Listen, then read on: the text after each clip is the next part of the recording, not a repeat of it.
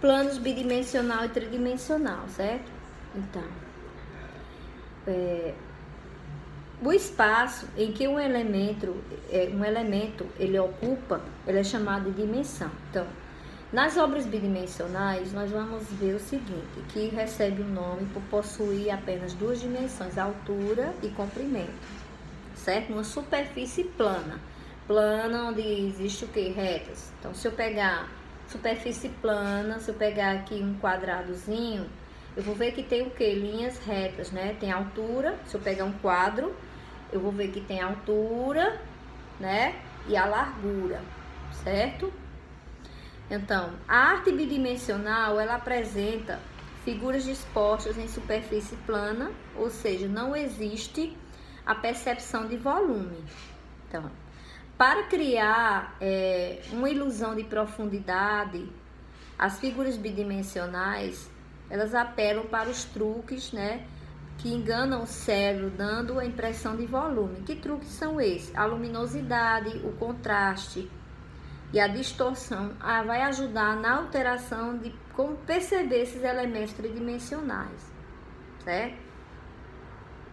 Então, quando a gente vê essas estratégias, elas vão enganar o cérebro, gerando assim o quê? Uma noção diferente de volume e espaço para as figuras que antes eram planas, certo? Então, só explicando que as obras bidimensionais, ela tem obras que parecem ser tridimensionais, mas não são, certo? Então, no espaço tridimensional, este em que vivemos, os corpos e objetos, eles são perceptíveis através de três dimensões, que formam o volume das coisas, que é a altura, a profundidade e a largura. Então, ela é composta por uma variedade de elementos também, como cerâmica, monumentos, objetos decorativos e instalações artísticas. Então, qual é a característica dessa obra tridimensional? Possui um relevo, né, que facilita a percepção da textura, tem uma textura, tem várias dimensões, certo? São várias dimensões mesmo, e vários espaços, certo? E quando falamos em bidimensional, certo? Ao entanto, estamos falando de outro desafio, certo? Então, uma superfície plana, ela apresenta apenas duas dimensões, altura e comprimento, certo?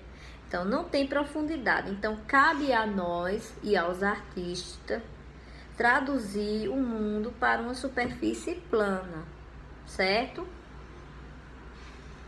Então, vai depender de como a gente vai organizar esses elementos, né?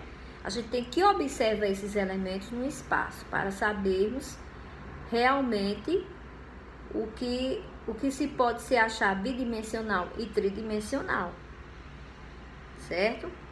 Então, um importante aliado para nós podermos perceber a perspectiva, certo? Essa perspectiva, ela veio de uma forma para organizar a representação desses elementos, né?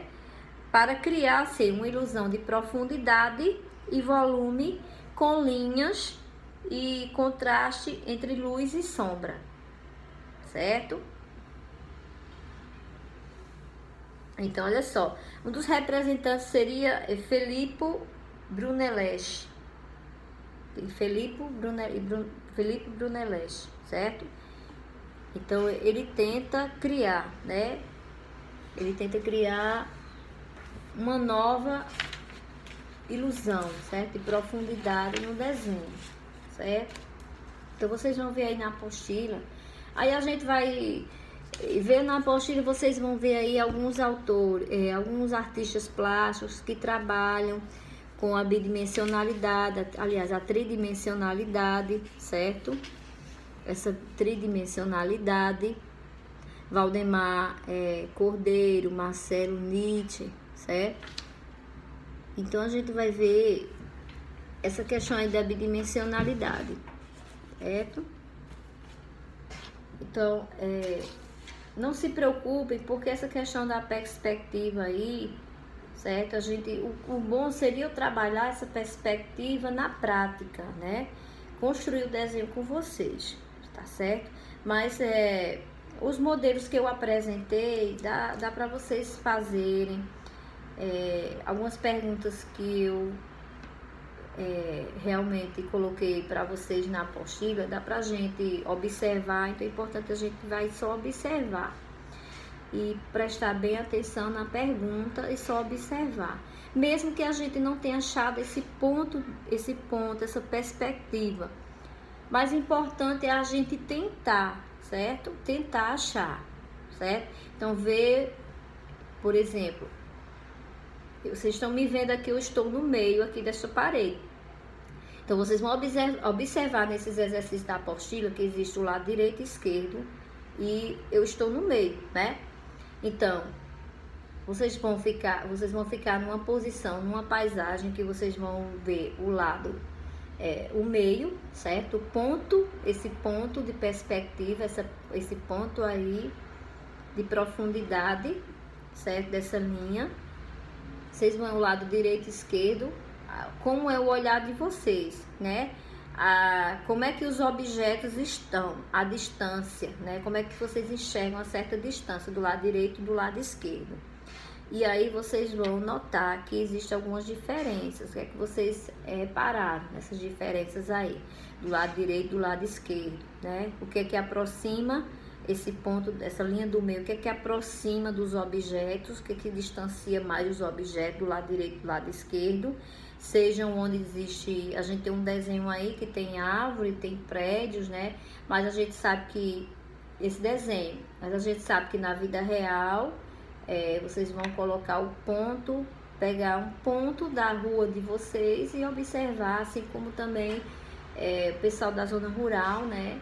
Vão observar. Primeiro, vocês têm que enxergar primeiramente, você vai ficar numa posição no meio e enxergar no